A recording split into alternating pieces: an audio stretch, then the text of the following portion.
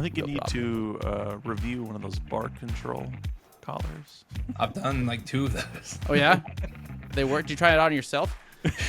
Hey, I did. Bark. You touched it. It hurts. I actually did that. It hurts a lot. It hurts. I put it on my neck too. I didn't have a pussy. Some people, a smarter man would have maybe just put it on your arm, but I needed the real. Around your if I'm thigh. going to subject my dog to this, I got to be able to take it myself. And I'm bigger than him, so you think it'd be fine. But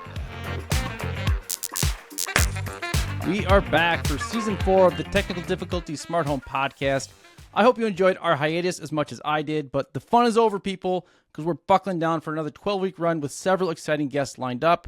We've suckered so many of the biggest smart home creators to join us this season. We've got Steve Does, Smart Home Solver, Life Hackster, and so many great guests all lined up. And to kick things off this season, we have friend of the show and friend in real life, Eric from Modern Day Tech and Modern Day Reviews. He joins us for a Modern Day podcast interview. We had so much fun talking to him, and we'll jump right into that in just a minute. But of course, this show would not be possible without the support of our sponsor, Zooz. Zooz makes smart home Z-Wave products you can depend on. While we may have been taking it easy the past couple months, Zooz has been launching new products like the new Zooz Zen 75 heavy-duty wall switch. Finally, there's a smart switch for your heavy-duty applications like well pumps, HVAC equipment, motors, ballast lighting, and LED installations up to 600 watts. That is 70 of these little light bulbs that I forgot to hold up. But it's 70 light bulbs.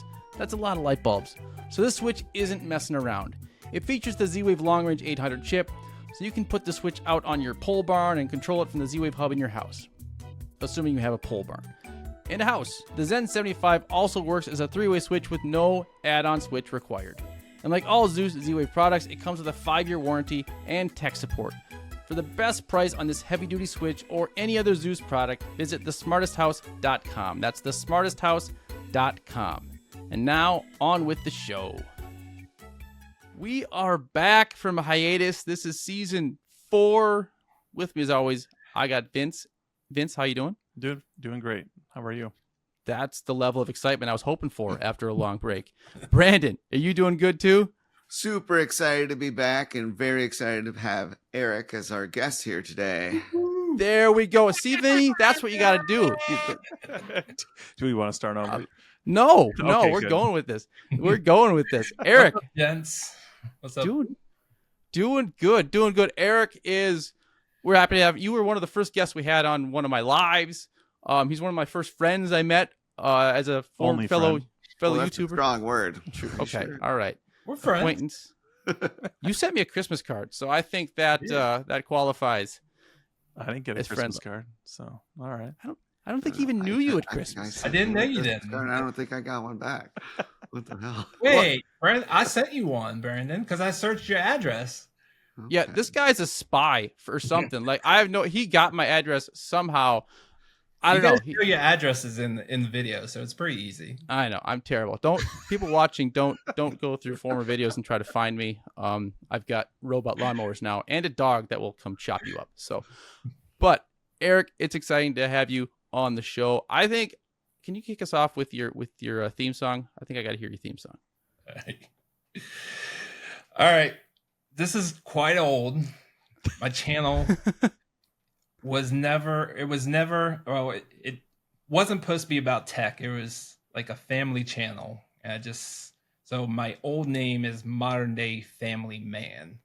You hear Modern Day Family Man, that was All my right, channel let's name. hear it.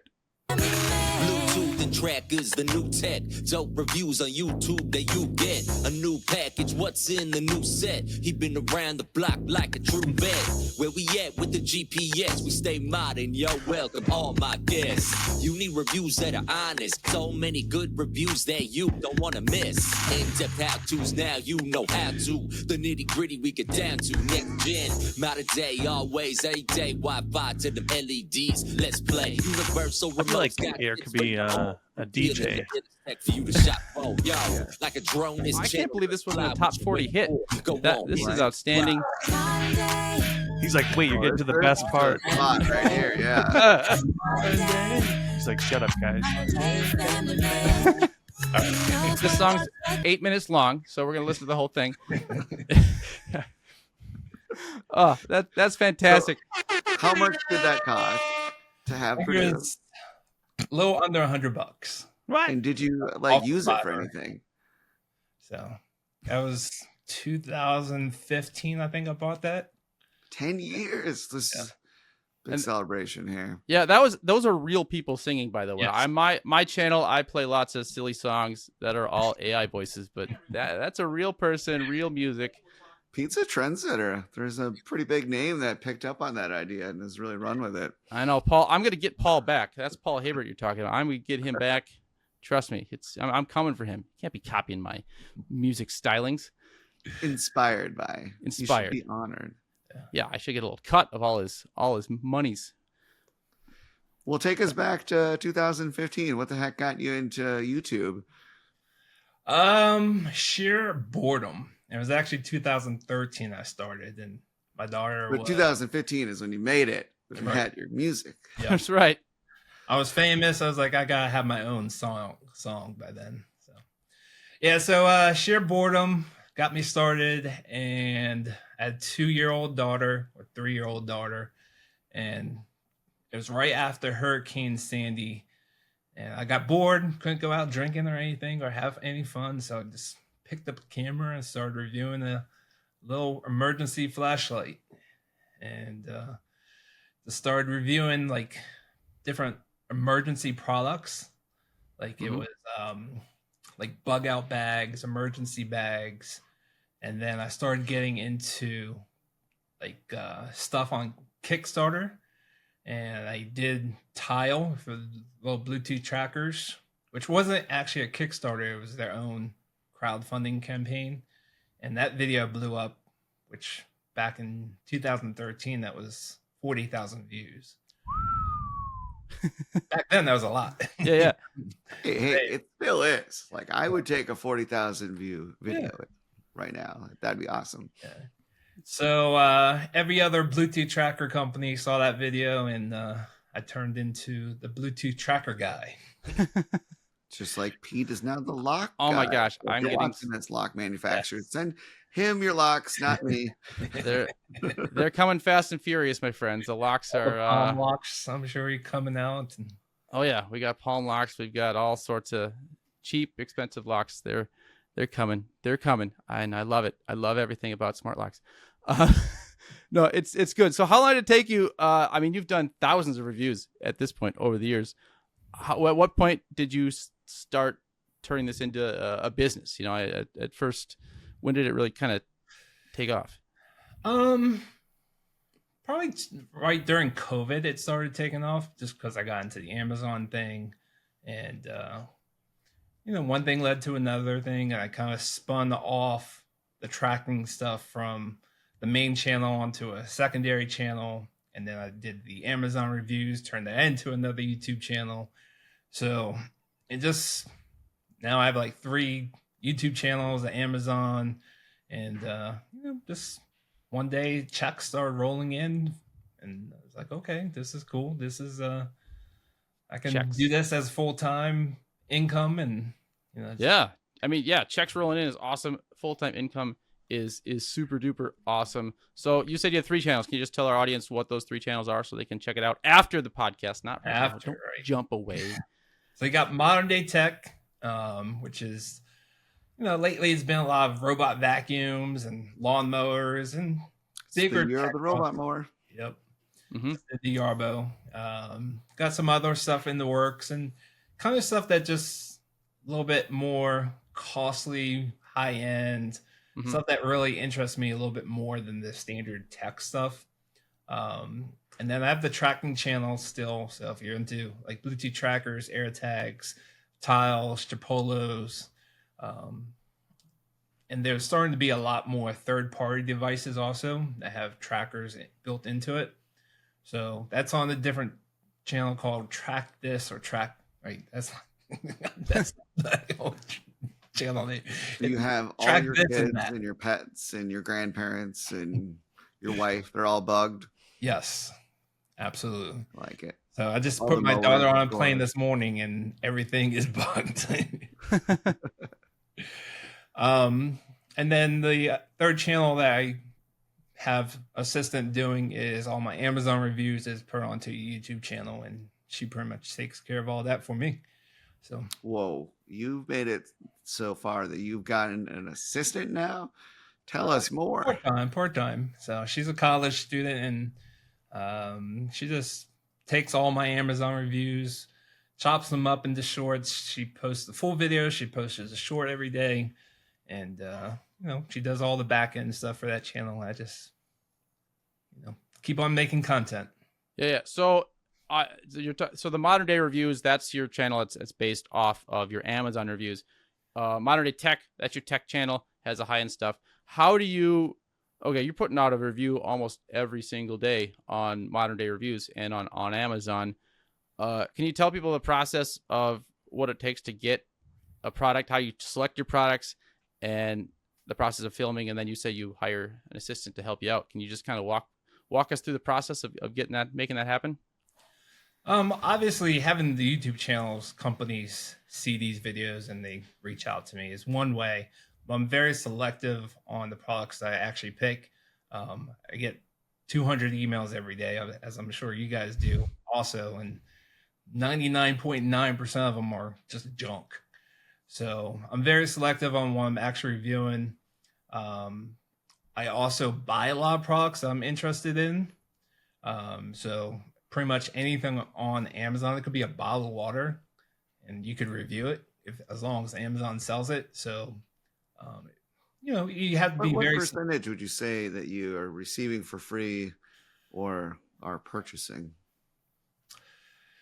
It's a good question. It's probably I probably buy 60 to 70%.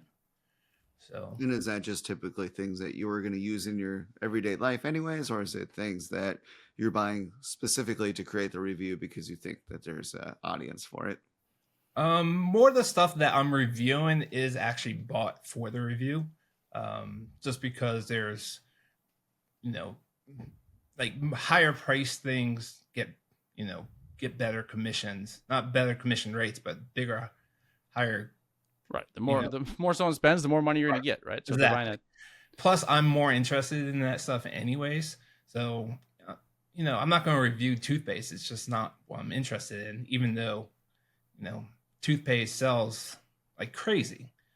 So, someone is probably not like searching like, oh, what's the best toothpaste? It's kind of a commodity and very little thought goes into it. Whereas if they buy a robot vacuum that costs thousands of dollars, like they want to make sure they pick the right one. So. Right. That more pricey an item is, the more research someone's going to do.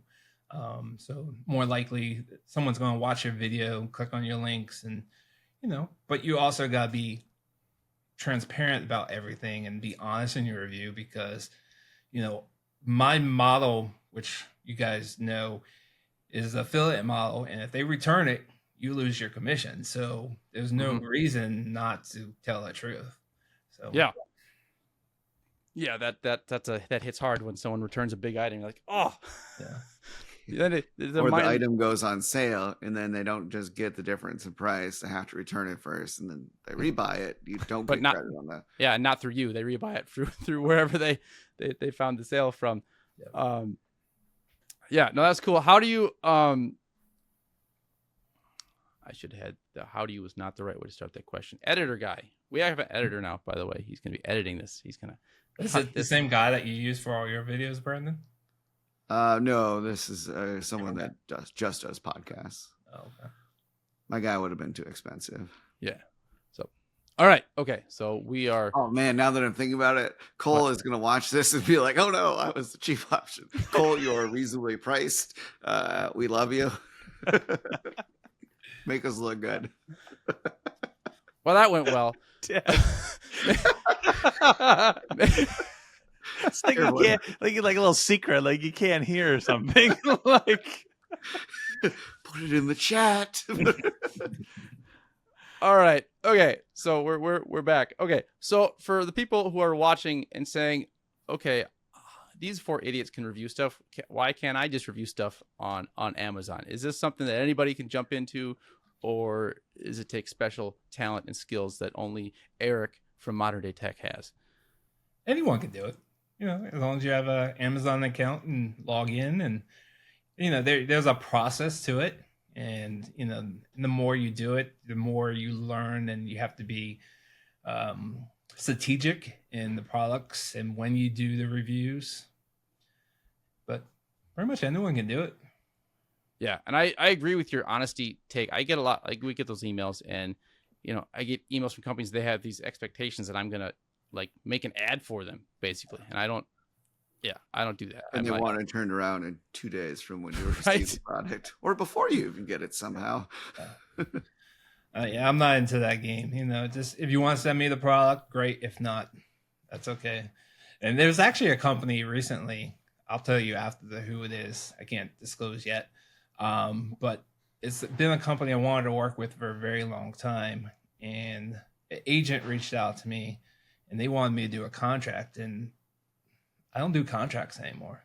Like, I've done them in back, 3-4 years ago. We've done a contract, rip it, redline it crazy. Yeah. I would spend hours and hours, negotiating it.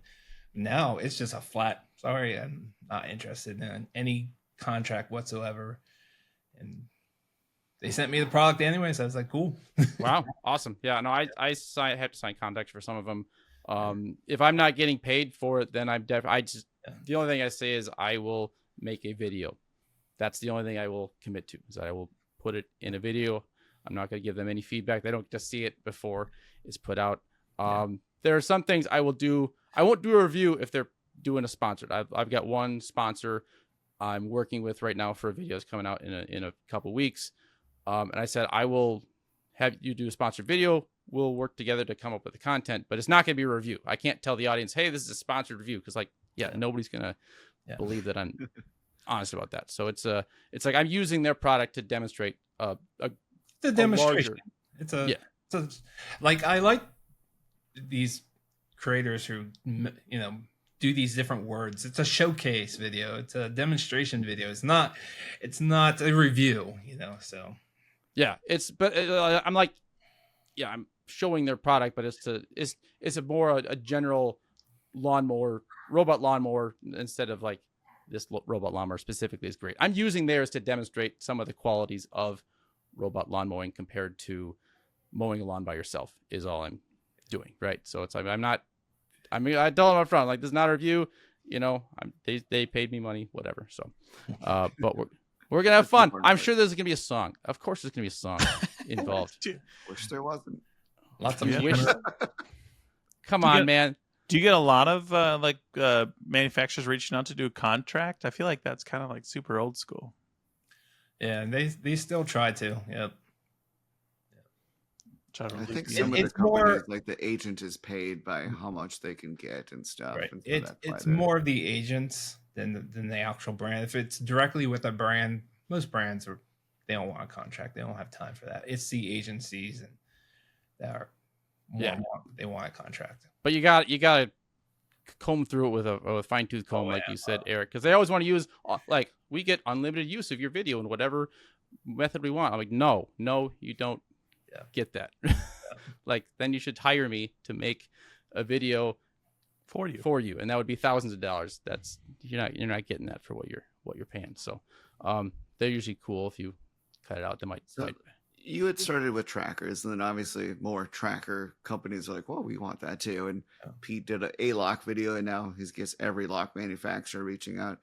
How do you take that and kind of pivot into maybe something you're more interested in, or broaden the topic further? So when I went from trackers to smart home, I just started to do a smart home once a month or something. It was like trackers every week, and then a smart home. And then eventually the audience just kind of learned that there was a smart home channel. So you kind of have to slowly bring it onto your subscribers and see if they're even interested in other stuff.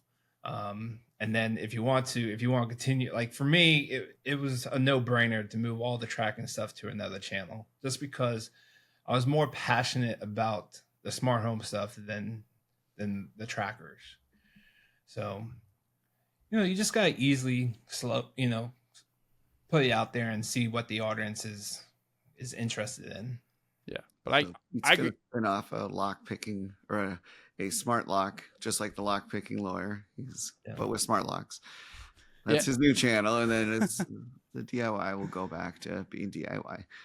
No, he's right though. You gotta like what you're doing. It's very hard to do things when you're not enjoying it. Yeah, sometimes I get into a video, I'm like, this. Why am I doing this thing? I don't want it. I don't care about this. But you finish it, and sometimes I get really excited about it. It's a lot easier to finish when you're doing the things that you're enthusiastic about. I want to say you have one of the widest breadth of I don't know, knowledge or experience with smart home stuff of all the creators out there. Can you just tell me a little bit about what some of your favorite smart home tech is, just in general, the things that not, maybe it's things you like to review, or maybe it's just things around your house. Like, what are your favorite things about your smart home?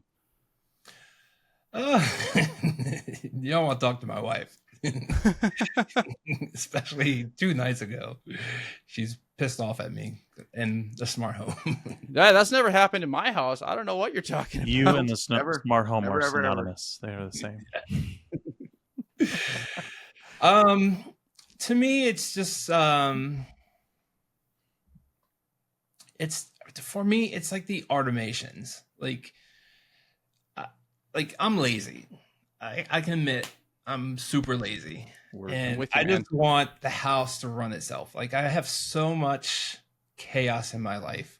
I don't want to worry about mowing my lawn or, washing the floors and that kind of stuff. So having like those robots, that's awesome to me. So right now, that's what I've been doing lately.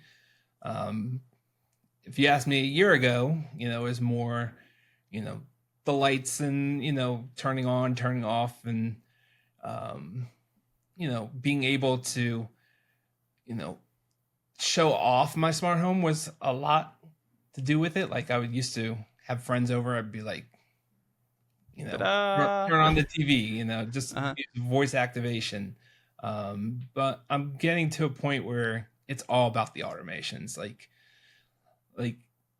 I know there's going to be like a Apple Home screen coming out soon, and I'm just not excited about it. Like, I just don't think that's cool. And I see Vince's was that show back there? Yeah, it's an old 8. Yeah. So I've had the the shows, and I've just never used them. So I just think a smart home should be all about the automations. Yeah. So what are you using? You're a home. I mean, you use Apple Home, I know, a lot, but is Homey Pro still your Homey Pro is second? Even though I've had some Z-Wave issues with Homey Pro recently, so just other people have said that too. I honestly have not had the Z-Wave issues with, and maybe it's just the different types of devices we have. I don't know where my location, but I haven't had the Z-Wave issues that some people have been having with it. Yeah. So I don't know if it's a range issue, because I do have a larger home. So I was thinking about what was that? I was joking. You're like, I have a larger home. So, I was thinking, I don't even know if like the Homey Bridge, will that extend the Z-Wave? Like, I don't know. The Homey, there's the new Homey Pro Mini, which does. Yeah, I don't know if the Bridge does that extend it does or not, but the Homey Pro Mini definitely does. So I feel like that's the evolution, right? Like, kind of like all of us, you're focused mostly on the hardware. Oh, of, wait, like, hold on a smart second. Homey Pro Mini doesn't have Z-Wave though, does it? I don't think. Does it? I should check into that. You go amongst yourselves. I vaguely remember that new stuff does not have the Z-Wave. So. All right, Cole, cut all this rambling out. No, this is what people love to hear. I'm sorry to interrupt you, Vinny. Vinny, go ahead and talk. Yeah, what the hell, Pete? I got ADD. You can't do that to me. 'Cause I then do just too. This lose is my train of thought and everything. I God also have damn it, ADD, Pete. which is why I interrupt This is why people. we haven't done thing for 2 months. Now we're trying to get back. All right, so I was saying it's kind of feel like that's a natural evolution of like kind of like you first just really focusing on the hardware, and then like once you get all the hardware, you're like, all right, now I'm going to do something with all this. That's when you kind of like evolve into be like, all right, now I'm going to focus on all the different automations that are around the house. Yeah, like you get way more focused on those type of things. And I feel like Apple is just falling way behind, and Homey Pro is kind of satisfying that itch a little bit, but like I want more, but I don't want to go to like home assistant. Like I just don't have time for that. So, Yeah, exactly. That just becomes a part-time job yeah. if you have home assistant. So, but hopefully Apple will step up. You know, I don't want to go back to, you know, the other ones that I can't mention, but She who shall not be named. no. So Vince looks puzzled. I thought you were Not. gonna follow up on that one. Just Vince. want to punch Pete in the face. Oh man, I'm Are just we kidding. doing Nah, this? I'm just Are we kidding. doing this? Just kidding. I didn't think I had a punchable face. I thought I mean, Dude, you have a very Ask- punchable ask face. do your I wife. really? Oh come on! I've honestly Your never been. glasses would go We should do a flying. poll. I do too. Can you put a though. poll, Okay. please, on this video Yeah. Who has the most punchable face? between the four of us? I think it's- uppercut angle. Honestly, I think it's Brandon. No offense, Brandon. I love you, but like I feel like just face from a face perspective, like I feel like you have the most punchable face. That McLovin face. Nicola. I was just watching Again, that last glasses night. go I was flying. watching I feel like it's a fun effect. Super Bad. Oh wait, where's my license? I have my license, my Super. Do you Bad. really have one? Yes, I do. I put it in videos. And freaking Amazon. I feel like I just need shut to make it a down. T-shirt for Brandon, like the McLovin license, but literally just put his face in there. I don't think anybody will be able to tell the difference. Legit. So, fun fact: when I was in college, when I was underage, I actually got into a bar using the McLovin ID that came with the DVD. They just thought it was so funny. They're like, "Whatever, man, just Go get in ahead. here." Like, had the balls to do this, so you're in. Nice. Love So it. Eric, what are you trying to, like you said you're way more into automations now, like what problem are you trying to solve like most currently with automations? I want them to work. Like, Well, that's Which not going to ones? happen. So Yeah. Which ones are you trying to get to work? to me, well, I just want like the basic stuff to constantly work. So I'm tired of, you know, them working for a week or two and then something will happen and, you know, they just stop working. So that's Mhm. where I am right now. And once I get that everything working for a straight month or two, then maybe I'll add more sensors and more complicated stuff. But you know, yeah, that's to dream the impossible dream. I wish you luck in making that happen. a lot of it is also time, and which I just don't have to. Like, I probably have 20 different accessories I gotta go change the batteries on. You know. Yeah, So, that is the annoying. Like the whole idea of home automation to me, like I'm a lazy guy like you, is just to save you time. But if you have to keep babysitting it, it doesn't do that as well. And that's kind of so. I want to talk about, you had a lot of robot lawnmowers, I know, and you got the Yarbo. We've heard about some of the issues with that. We all have the Arbo. Oh wait, Hey, except for Holy Pete. smokes, we.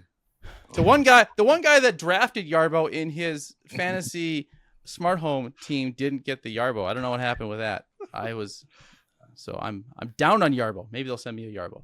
have you talked to them? I did. How I do you didn't. not have a Yarbo. I'm just confused by this. What's that? How do you not have one? I'm confused. That I don't know. That's probably my email. They probably tried to send me one and my email didn't work because that's Oh. how it goes. It does. Oh, my email sucks. Anyways, I would love to hear about how you feel about robot lawnmowers in general, as far as a time-saving device, in as far as do they work as well as you expected? Are you constantly having to chase them around, get them unstuck from things? What's your opinion on the robot lawnmowers? Hopefully, I don't hear my cleaners. They're back. So I do, like I was telling Brandon earlier, I still have a weekly service. So I'm not at the point yet where I'm cutting that off, but I will hopefully do that or cut them back shortly, because between the Yarbo, which I have in the backyard right now, and the Ecovacs A3000, which I absolutely love. That thing, Is that the goat? that's the GOAT. It That's is the Brandon. GOAT. Yeah, I saw your video, Brandon. So that thing's awesome, taking care of my front yard, and I have it go out every 2-3 days, and you just set it and forget that one. So I know I'm going to probably have to do some maintenance, and that's probably, you know, I'm not happy about, because I do have the lawn service right now, and so having a robot lawnmower can save you time. The weekly maintenance, the weekly going out, being out in the heats and dealing with all that. It'll save you a lot of time and effort there, but then, you have to still change the blades. You have to grease the tracks, Grease the tracks. Oh, that's a the Yarbo. Yarbo. Yep. Deal with broken wheels. Yeah, that was Wait, weird. how often do you grease the tracks? I have not done that yet. So I just did it the once. I haven't. Oh, okay. I've only had it for 2-3 months. So All right, just making sure I'm not missing. yeah, I forget what they recommend, but I remember it was like it was pretty like short period, like a short period. It was like every 2 or 3 weeks they recommend. Which, Brandon definitely hasn't done that. Heck no. Yeah. Sell it, get a new one. That's how it works. Maintenance. now they have the pro version, the Yarbo. Yeah, I just saw that. See, that's what they're gonna send that one to me. That's what they're holding out for is the Yarbo. Well, it's the Pro. same. It's the same core module. It sounds think like so, yeah. it's just a different mower attachment that has actual metal blades, like full like mulching Oh, it's blades. got metal blades. I didn't Yeah, realize. so I just don't release it on understand Tuesday. That's The dangerous. mulching thing, because if you're sending out like these robot lawnmowers are supposed to be sent out more often, not Mhm. just once a week. So it just kind of trims it every 2 or 3 days. So really, Like a what's the haircut. point of having a mulching mower when everything's just really small to begin with? So Yeah. Plus, you need that suction. I don't know if it will have a rotary blade that you're saying it'll have the suction power like a traditional lawnmower. It'll push it down. Yeah, it's like 300 watts of power. I'm assuming that it'll just have to take quite a few trips. yeah, maybe Yeah. that's better for like leaves, so like mulch. Yeah, like leaf mulching. That's my one concern with the robot lawnmower. I haven't been able to test it. Is like, yeah, in the fall, it's not going to suck the leaves up and chop them up, right? It just kind of rolls right over. Just rolls over. Or worse, it'll see it as an obstacle. But then you can get the Not go over leaf it. blower.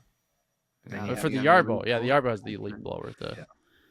Yeah. The Momotion, no leaf blower attachment for the Momotion. But I think that one is just gonna race right over. I do like the Momotion. I think it's a pretty Yeah. good. Yeah. Well, I tested both of their, well, not this year's models, but last year's I did both. So, Yeah. Yeah, they were pretty good. So Did you? I have this big hill in the front. It's more of like a swell for the storm water. So it goes down and goes right back up. And it's the only lawnmower that's been able to go straight down and go straight back up. All the other ones have to go sideways. So That's Yeah. impressive. Yeah, that's awesome. Do any of the mowers you've tested? Do they chew up your yard a little bit on some of the turns or anything? Or they do a pretty oh, good the job? Yarbo just in front of the power pad and sides of it, Mm. it's just all torn up. I agree. A My Motion Yarbo- did a little bit. My Yarbo gets trapped underneath my my trampoline, and so then I'll like go on, but it'll like just keep bouncing around in there. So like by the time I see it, it's completely dirt underneath my. Oh, jeez. Well, then it doesn't need a mow there anymore. You can just set it as a no mow zone, and you're good to go. It doesn't When I have was testing very the seg- doesn't have very good vision yet. I feel like the technology has got a little bit ways to go. It What can. if you? All right, so I'm just thinking of like the trampoline having these legs, and you have enough gap to go through. Can you make a path through like the different directions? So there still be some to trim, but at least you can get a path through there. So it's just going straight through. Yeah, the problem is with that is that the bars go down, and then but it sticks up like in between the bars, so it can't see the bar, but Oh, it'll run into it and then detect an Ooh. obstacle and then turn around and then try to go around it. I have that issue with a lot of robot vacuums. Like in my Solution. office, I Get have. rid of the trampoline. There's that. I agree. The Momotion drives right over those bars, by the way, the ones that are on the ground. Oh, It'll just it goes over pretty much anything. So make sure you don't have anything you don't want chopped up on your lawn. That's low to the ground because the Momotion, it's Little doggies. yeah. It has an animal mode that actually somehow is supposed to detect animals. It won't hit my dog. It does go Yeah, around the dog. It didn't kill the puppies, so we're good. None of them did. Puppies are fine. Trust me, they're good. Yep. the other issue I I'll have make a with good video. the other issue I have with the Yarbo is like it can't detect anything that's mid height, so like trailers, for example, or so it'll like try to go under and like snap off our RTK antennas or What happened to Michael Lean? yeah, I had to replace 2 of those already. Really? Yeah. Did you have the high ones on or the low ones? I had the high ones on, but it wouldn't have mattered either way. I have like a scrape right across the top, like going across like the module unit and the core unit where it tried to go underneath the trailer. Just like takes the whole top off. Do you guys get a lot of weird looks from your robot lawnmowers? Yes. People stop at the end of the driveway. Especially when you run multiple My neighbors of are them used at the to same me. time. True. Yeah, Brandon, you've got 8 of them going at a time. Are you going to do a video of all of them working at the same time at some point? By the time this is out, that video should be out. Oh, awesome. Awesome. All right. How many do you have now? individual, and then the grand finale is all of them at once. So How many do you Nice. have now? 8. 8. Well, Yeah. now I have 2. You sold them. Well, you sold The one. hidden revenue stream to pay for the editing is the liquidation of said tech products, which is a good segue. What do you do with the tech when you're done with it? It's actually a major issue for me. I have a lot of anxiety about all the crap that I have, and I need to find someone local to come get a trailer, pick it up, and like sell it for me, and give them You just find 40% of it or something. just find an online auction person. Yeah, Vince is your guy there. He specializes in liquidation. So Yeah. Eric, didn't you say for Come Thanksgiving? down to Maryland. Eric, didn't you say for Thanksgiving you had a bunch of people over and they all walked I away did. with a Yeah. vacuum? Yep. All my friends came over, Friendsgiving, and everyone took home a robot vacuum. did they But fight now over the which dining one room was is the filled best, back up. So You I could have got- like had a pin, like a little pen, and made them battle, and then depending It's which true. one won, then they could pick first from the remaining robots. That could be Yeah. fun. yeah. Next I will. time. Next how, time. how do you even compare them anymore? Like there's so many robot vacuums now. Like there's 20, 30 brands out there now. Yeah. It's how do they not all just like meld together in your brain, and how do you keep them separate? Yeah. I have a feeling they all come from one factory. I mean, it's kind of Yeah. weird when one comes out with something new, the other ones will jump right on it, and they just try to outdo each other. And So they either have either the same factory or same people working on the software. Yeah. Mhm. And then I think it gets leaked, and then they kind of Yeah. keep up with one another. But yeah, I've noticed that too. It's like, oh well, we have this now, and the the suction power, the numbers keep going up, but does it do a better job cleaning? Just louder. So, It plus sounds you like can't- it's working harder. So can't- in your review, do you get like super technical like Rob does, where you're measuring things out, or are Yeah, you it's just like the living with scientific it? stuff? Yeah, and I'll get into the scientific. It's more about user experience for me, and You don't lay out 30 grams of flaxseed. And like, how long do you want to use a product before you do the review? It's probably 2 to 3 weeks minimum. So it some are months, but the minimum is probably about 2 or 3 weeks. Yeah, for a item like a vacuum or a lawnmower. Yeah, I had someone, they wanted to send me a lawnmower and they wanted it done in like 2 weeks. I'm like, I need it. I can't run it just once and like say, hey, this is great or this is bad. Right? You gotta really experience it. Yeah, there are definitely people that do. It's like the product came out and then they already have a review. It's like, oh, okay. And sometimes Commercial, not a review, I should say. And sometimes I'll do follow-up videos, especially with the Amazon stuff. So you can do like a Mhm. 6-month review, 1 year later type of thing. So a lot of people like those types of videos, which I don't put on the channel just on 6-month reviews. I Yeah. think they do pretty good. So So what's the most interesting thing that you have reviewed? It's interesting. appropriate Like for the the channel. Oh yeah, we forgot about his 5th channel, the adult toy channel that he. Which I did see him over at the booth. I've at shown CES. my wife the toys that handy. we've seen at CES, and she wants me to, review this stuff. Oh, So, Jesus. not just for males, but for females. Uh-huh. So Interesting. I actually tried to do well. I have a friend that did a review for me for Amazon, and it was a female sex toy, and I was not able to get it approved. So I'm not sure if it's on personal YouTube. It might be on information in YouTube, there, so but- it got flagged. Or medical claims. That's the other fun one. Yeah. You can't use HEPA filter. Yeah. Yeah, trying to get through the Amazon filter these days is it's a full-time job.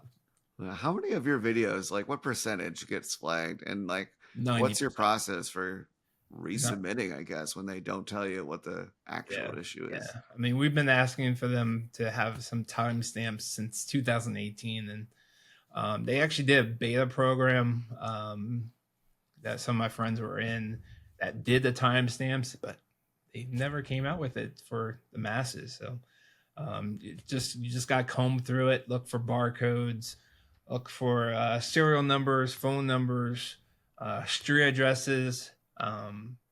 If there's a car, just might as well blur out the whole car because they don't want the license plate. So yeah, it could be a challenge. Yeah. So what percentage did you say get 90 these days? It's probably about 90% fail the first time. Wow. I'm actually dealing with 3 right now. I did the Thorn Bolt lock 2-3 weeks ago, and I still can't get it through Amazon. I can't figure out why. So 2 of my recent mower ones got flagged, and then the cooler one was fine. And then a week later, after it's like getting sales, it got pulled, and I was like, "What?" So I don't know if like there's a way for people are flagging it or something. And I think they randomly review stuff. Also, if you change the title or the thumbnail, it goes back to review sometimes. Not all the time, but sometimes. Or if you re-tag it. So you got to keep on top of the ASINs and companies changing the ASINs. So you have to re-add it. So. For the lay audience, describe ASIN.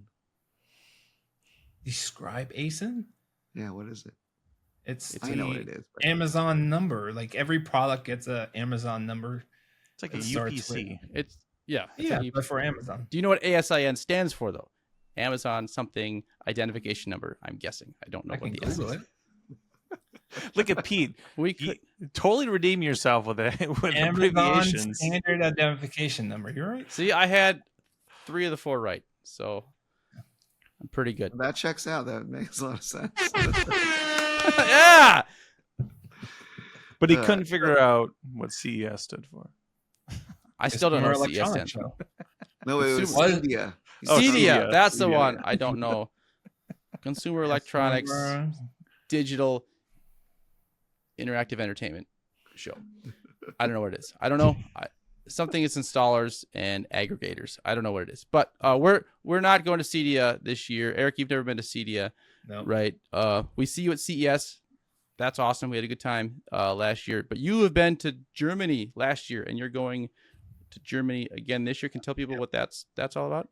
That is the CES of Europe, and people-wise, the number of people, it's actually bigger supposedly, but it's not as big as far as brands, or at least brands that we know in the United States. And that's kind of the reason I go, is to learn or get in front of these new brands and learn about their products. And eventually, everyone wants to sell their stuff in the United States. So I thought last year that'd be a great opportunity. And it kind of worked and it kind of didn't work. Like it didn't work as well as I thought it would. So I'm going to go back one more year. Double down. That's right. Double down, baby. Yep. I'm not going to pass up a trip to Germany. Yeah. Does it line up with Oktoberfest at all? It does not, because it's early September. No. So For those watching, Oktoberfest is actually in September, despite the name. So you're aware. You think the end of September, isn't it? It's the end of September. with the Germans, they're so precise. You'd think they'd be a little more on top of it, having Oktoberfest in actual October. But Plus, I went last year because I've never been to Europe, so that was my first time to Europe, and it was a cool trip. So I hung out with Mark and Valerie. They were there also last year, and Nice. Yeah, we had them in our last episode, I believe, of the last season. So Nice. yeah, they do. They do as many Amazon reviews as you do. Almost, I think you guys are kind of the kings of the Amazon review space. So yeah, did you meet anybody there that you really expected? Hey, this is gonna be awesome. It's gonna come here, and it just hasn't come to America yet, or any products? The brand wise, no. Products, yes. Like, so a lot of like robot vacuums, like Dreamy, Roborock, they were all there, and they were announcing products there that eventually came to the U.S. Mm-hmm. But as far as brands wise, I don't think I met anyone really new that I didn't know about already that had anything interesting. So I'll give it another shot, see what happens. I mean, plus, yeah, I think more creators are going to be there this year, so I'm always down to hang out and have fun. And, Let's name some names. We'll see if it's worthwhile. is Eric being there not enough for you, Brandon? Eric is going to be there. All right. Come on, B, let's because go. I didn't get invited to Shane's birthday. That's all. So, I'm inviting you to IFA. Come on, let's go. I think I'll go. That sounds fun. Let's do it. When you go to these shows, it might be a dumb question, but like,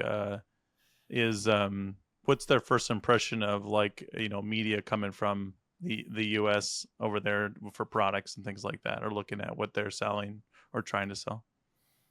I mean, I don't know if they know that we're from the U.S. I mean, like everyone's. You don't wear your American flag T-shirt? Hold on.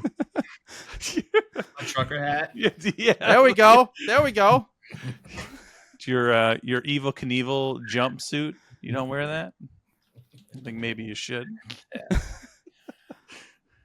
I don't know. What was the question? How does it differ from like CES here in the United States? Like what's probably the biggest differences that you see? Do they speak English? Yeah, that's what I was trying to get at, but I didn't want to sound everyone like an idiot. spoke English there at the event. Everyone spoke English. What about like getting to the event, like the traveling? We got to take an airplane. Yeah. So I flew to Iceland, which was like 3 hours from Maryland, from DC, and then I have 6 hours from Iceland, which I'm doing again this year. And then the event is pretty much all in one location, but it's multiple buildings all in one location. And the biggest difference for me was the amount of kids that were there. So I kind of felt like it was like a national holiday where they had like school buses pulled up in the front, and kids, probably 10, 11 at the youngest, where they all went in, and it was like a field day for them. And they were like working really booths. Cool. Working booths. Brandon's like, all those kids, I'm out. Yeah. Which I also heard there wasn't AC, so I'm a little. It's Europe. They don't believe in AC. So it was definitely on the warmer side, especially for me. I love the cold. But when I first got there and I saw the school buses, I was like, shit, I got to deal with these kids running around and asking dumb questions, getting in the way. But actually, it was kind of reversed. They were, they kind of just disappeared somehow. And you were getting in their way. And when I did see them, they were like really into it. And they asked great questions. I was like, wow, this is different. So I was impressed with the amount of kids and how into the event they actually were. So that was the biggest difference. So is Germany known as is any of the technology coming from Germany? I guess I should ask. Are they still all coming from China for the most part? But this is a cool place to come hang out. Yeah, I think it's just there were some German companies, but it's mostly still a lot of China stuff and Taiwan, and Yeah. Can you guys hear my dog? Oh yes. Yeah. There's a tarp. Our neighbor has a tarp hanging outside, and she really doesn't like tarps. So she's letting you guys know that there's a tarp, and it's waving gently in the breeze. So thank you, Haley. Thank you. I thought maybe it was all the Amazon packages you were getting for all the No, products she's you fine were with that. reviewing. It's just it's tarps. Sometimes my neighbor also they have a shed, and if they don't shut the door like tight, it kind of waves in the wind. Like big things moving slowly. She is a real. I think you real need problem. to review one of those bark control collars. I've done like 2 of those. Oh yeah, they work. Did you try it on yourself? Hey, I did I that. Bark, did. bark. I actually touched it. It hurts. I actually did that. It hurts a lot. It hurts. I put it on my neck too. I didn't have no pussy. Some people, a smarter man would have maybe just put it on your arm, but I needed the real. On Like, your if I'm going thigh. to subject my dog to this, I got to be able to take it myself. And I'm bigger than him, so you think it'd be fine. But it was not a fun experience. Wouldn't recommend it. Did you give it a good review or a bad review because of that? You're like, oh, this works. This definitely works. 5 stars. Yeah. They have those Not ones bad. where it doesn't shock, but it'll like spray something in their under their nose. I don't know. Huh, I've never seen that one. What- I've okay. seen ones that were like make different noises or vibrates. Yeah. Or like the Yeah. high pitch. I'd like to vibrate first, but then it, Oh yeah, the remote had like different settings. Like you can do a noise, vibrate, or then shock it. Yeah. What would you do for a spray? Like what kind of spray would a dog not like? Like they love everything. Skunk Oh, spray, I scent. don't know.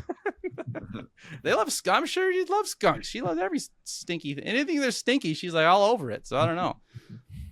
She went and rolled around in a dead squirrel in our backyard one time. That was like Ew. the worst thing ever. Is there technology to take care of that? I don't know if the robot lawnmower is gonna. enough passes, it'll get it done. You I guys see. clean up after your dogs outside, or you just let the robots? Robot mower. Yeah. Oh, Yeah. I clean up. So we have our old corgi is a poop eater, and so now we have 2 corgi puppies, and the one has poop eating tendencies already, and so we just pick everything up right away. So I'm gonna give a tease. We gotta set the date. But the guy who invented the poop copter is coming on our podcast later on this season. I'm very excited What is about that. He's a local guy from Minnesota. He invented a drone helicopter that can identify poop in the yard and scoop it up and take care of it. Yeah, exactly. Life altering. We also have a robot mower guy coming on. He totally just booked while we're recording. Oh, Did you all already right. have one guy? Nice. Yeah, we did. We get more robot lawnmowers. This is like the year of the robot lawnmower. So It is, and not to like ruin the title of my upcoming video, but it's the year of the robot lawnmower. It's so original. go watch it, people. You're the Hey robot man, I've lawnmower. tested 8. I got 8 in one video. So now that as soon as I release it, someone will have 9 or 10 in their video, and I will be one upped, as this always happens. But Yeah. that's okay. Your For a biggest brief comment. moment in time, I'm going to claim to have tested the most in one video. So I've the seen one recently. Probably in my history that was up there. I don't know if it was 8. Was it but- 8? Rob had one. well, Rob There did one. wasn't 8. There wasn't 8. If there's anyone that's going to beat me, it's going to be him. But So I did that 16 lock review video, right? And the biggest comments I get are, "Why didn't you do this lock?" Or "Why didn't you do this?" I'm like, "I did 16 locks."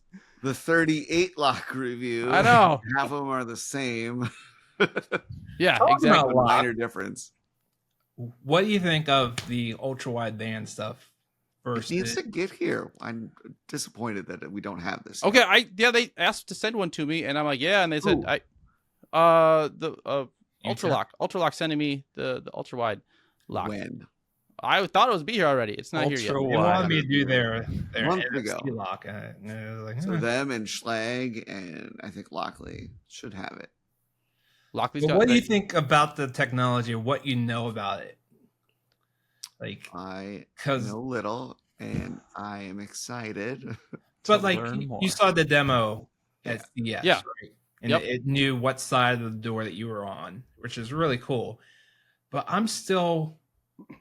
you still need a device. You still need a watch. You still need a phone.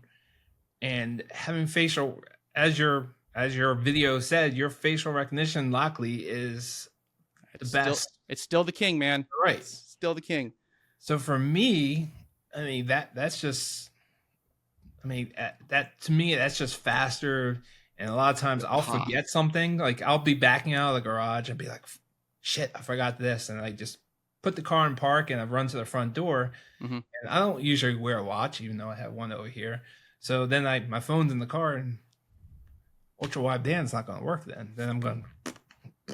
wasting time. Like facial recognition is, to me, Real first world problems when we're having to type in a 4-digit code. or putting my fingers. I didn't know Some your require lock made 6. farting noises either. That's pretty impressive. I do think the cost should be lower though, because if you're just adding a chip and the chip is already in your phone, I think the it's camera gonna be tech big there if- for the facial recognition is not cheap. Like luckily locks are on the premium side, and so They if we could are. get this down to like a, I don't know, ultra lock is pretty affordable, like a Eufy or an Akara price point, like that could be game changing. Yeah, it's going to be big just because these companies are going to get behind it. You know, Apple gets behind it, Google, Alexa, they all get behind ultra wideband. It's just going to blow up. Even though I think, to me personally, I still like facial recognition. So Yeah, I get a lot of comments, and I try to refute them, but people are very concerned about the facial recognition and like, oh, it's easy to fake. I tried to fake I've that. tried it, You cannot fake that thing. I don't know. I videotaped myself and held the iPad up at the exact size of my face, and it didn't work. I mean, your phone is facial recognition, so Yeah, Right. But people are really concerned about that too, though, because you can, hold someone hostage and just hold it up to your face. There's nothing you can do. You can't just like. I don't think it make works if not your open eyes the are phone. closed. I don't know. I'm not. I think I tested that. It still works with your eyes closed, man. Yeah. Example. I don't know. I tried to was open wrong, my it didn't work. girlfriend's phone with her face while she was sleeping. It didn't work. Let's dive into this a little bit. Okay, what were you trying to? I tried real hard. Did she watch this? No. No. Wives don't watch our podcasts or our videos. Don't This is be about as ridiculous. safe as. Never mind. How But yeah, long did you try this for? Did you try multiple angles? And Yeah, it was probably like maybe like a 45-second period a couple times, and within 15 minutes, Oh man. I thought she was waking up, so then I had to, put it Well, back. then it would work. Her password? What's that? You don't know her password? No, A lot of trust in that relationship. it's okay. I just don't want to know. But does she know your password? Yes. Right, exactly. People would be very disappointed if they got into my stuff. It just a lot of houses, like some craft beer, tons of puppy photos if you're into that. But that's about it. Man, if mundane life over here. if people got into mine, they'd be like, you have problems. You need to be committed. Like, I don't know how your brain even functions with what you got going on. Like, so Your AI conversations. oh yeah, my AI prompts though are interesting. I try to get AI to do some fun, interesting things. That reminds me though. So Brandon, now you use AI for scripting and things. Eric, do you? Is it that obvious? Well, you told me, and yes, but Eric, do you use AI to help out with any of your empire? My empire. Yeah, write video descriptions, give me suggestions on video titles and that kind of stuff. So nothing too advanced. I'm not making any music with it. Yeah, I don't recommend that necessarily for a lot of people. That's just a problem that I have. Yeah, but you're not using AI to do any editing or do any scripting or anything like that. I've tried all that and it's just it's not what I'm looking for. Even the scripting, like I've tried to script myself and it just doesn't come off natural. Mm-hmm. I'd rather use like bullet points and kind of just come off the cuff with it. And if I don't like it, how much time are you putting into recording and editing each review? Like for Amazon, maybe not. It varies quite significantly. I mean, I've done a one take wonder and be 2-3 minutes and be done. Where then there's videos that's taking me 2-3 months to do. So it varies. It's a pretty broad answer. Yeah, I like it. It's the best no answer ever. I mean, you also got to understand what the product is. Like if it's a so bottle, maybe the higher the price point, the more effort is put into yes, it. Exactly. So and what channel it's going to be on, and what my ultimate goal is of the video. And so sometimes it's just I make videos for fun. Sometimes, I know it's not going to make me any money, which is fine. Like the Yarbo, I know the Yarbo is not gonna make me any money. I mean, one affiliate sale on that would be pretty juicy, but yeah. But I mean, I've spent 3 months on that thing. Yeah. So, and there's a sales right now, so maybe people will buy it.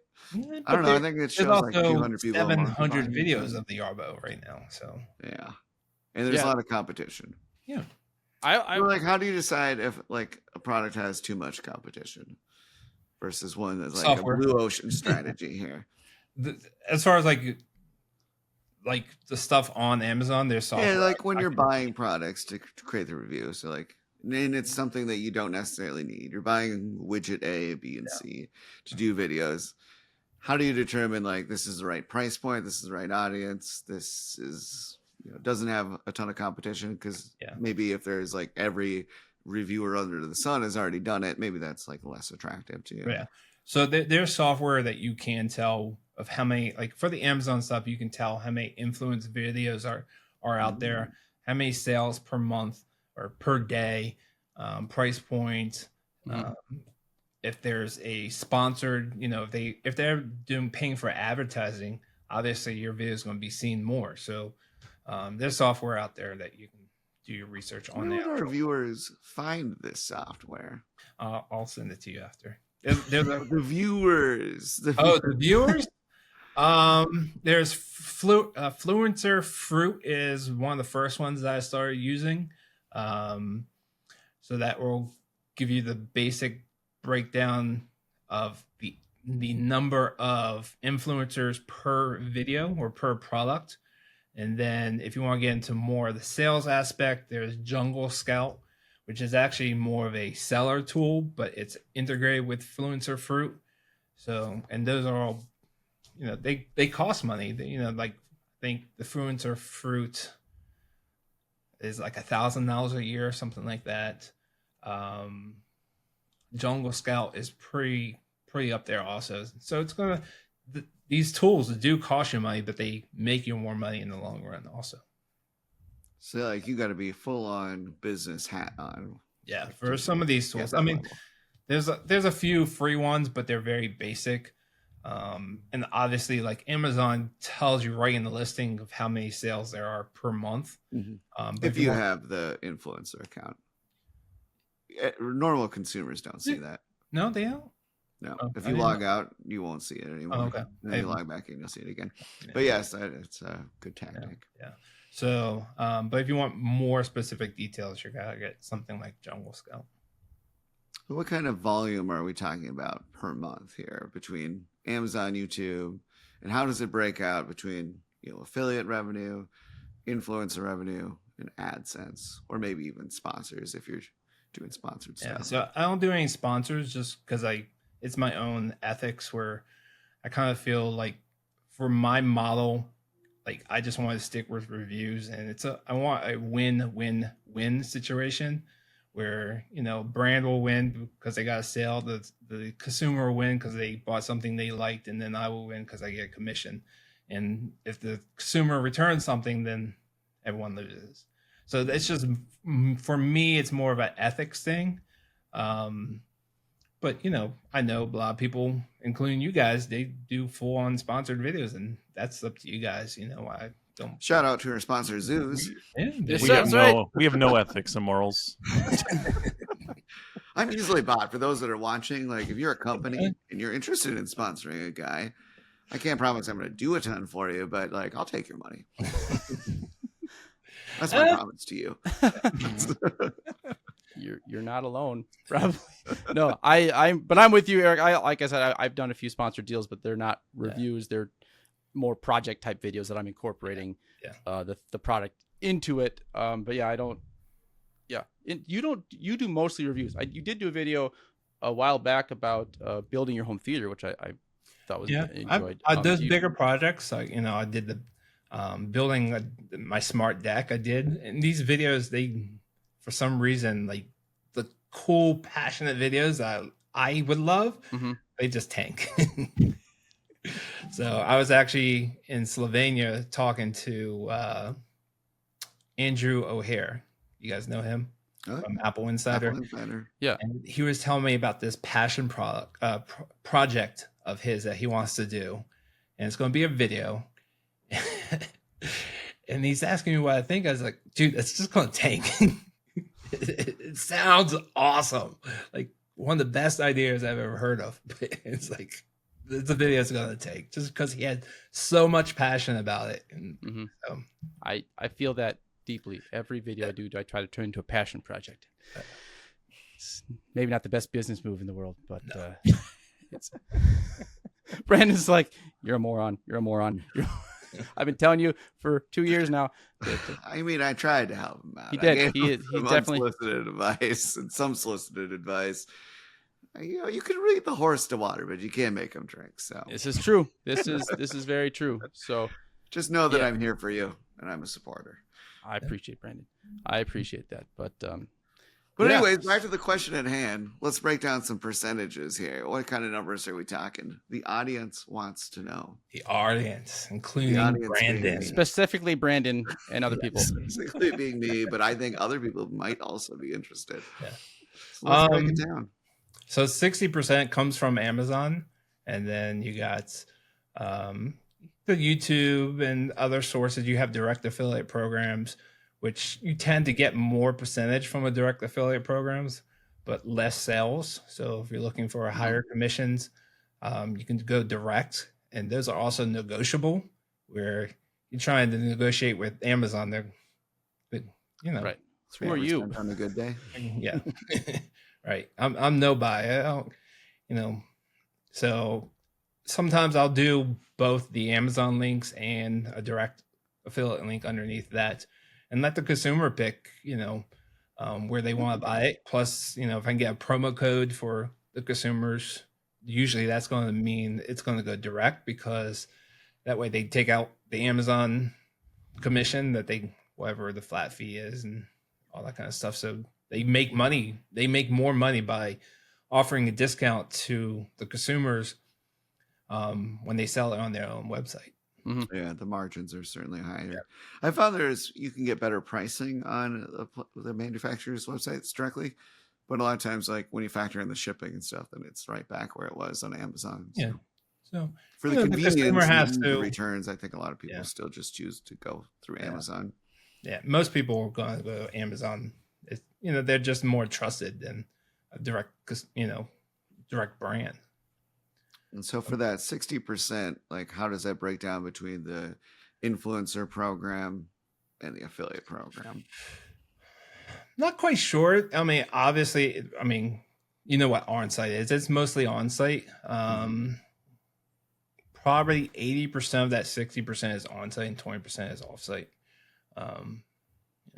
And so for those that are watching that aren't aware, when you watch a video that's on Amazon, that reviewer can get paid on that. And then offsite would be driving traffic to Amazon. So and when you're created a video on YouTube and you drove people there, that'd be offsite. So yeah, and when you're on Amazon, no one really knows how it works. Like it used to be, or they used to say, if someone watched 30 seconds and bought something in the same category, you would get a commission, but no one really knows these days. So I wish they would give us more numbers and more analytics, but maybe they don't even know. It might be a point there. It's just AI is taking over. They don't know what's going on. We're so big. I don't know. We'll just send some people some money. And so Mark from At My Home is the person that originally tipped me off to the influencer program. And when I first got into it, I was making like $2,000 a month. But now I feel that it's kind of gotten a little bit more saturated. I'm probably making $200 a month, which is better than a poke in the eye, right? Like I'm repurposing videos. It's not my full-time gig or anything, but are you seeing that as well with just a lot of competition? Or so what I usually tell people, I might have told you this before, like back in the old days, you could sell a bottle of water and make $1,000 a month off a bottle of water. You try to do that today, you'd be lucky to get 10 cents. So it's just more strategic of the products that you're doing. And different programs, obviously, there's different incentive programs on Amazon that gives you more of a percentage of the actual sale. So that kind of entices a little bit for you to do those reviews, but you got to be careful because everyone's seeing those. Mhm. Like Creator Central, those Create connections. connections. Yeah. Yeah. But there's other programs also. There's offsite programs. There's seller networks that you can get instead of you're using your own affiliate link, you're actually using a seller referral code. So they get, instead of the normal have to, whatever it is, 15% they have to sell, or the Amazon fee is 15%. They might only have to pay like 7% or something. And they give you part of that commission towards, your commission, because they don't have to pay Amazon, they pay you instead. And they might save 1 or 2% by doing a seller referral fee, if that makes sense. I might mess that up. Interesting. And how do you find out about those opportunities? I'll send you. Inquiring minds again. Yes. Go to Eric's Modern Day Reviews Amazon course. It's available for $199. It's a $45,000 value available now. Courses, actually, the course, if I had a course, it would not be under $1,000 because that's what these things are running. So Yeah, it's insane. All right. Well, we'll get on the course. Next time you're on the show, we'll have you talk about your upcoming course that you're selling for, again, $45,000 value for $1,200 is now on sale for the next 6 hours. And are you still doing the live streams, like the QVC style on Amazon? No. It's kind of weird because like I look at the app and I'm still making commissions off of the old streams that I did.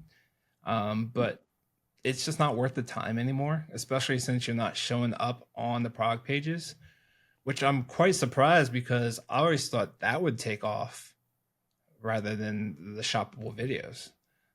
But they kind of they didn't fully shut it down, but they definitely pulled you from the product pages. So that's where the customers were. So it kind of makes sense too. Like a lesson here to not put all your eggs in one basket. So if you are a YouTuber and then AdSense came down, you kind of be screwed. But if you're diversifying, you're doing affiliate sales, you're doing sponsorships, you've got merch, you've got all these different revenue streams.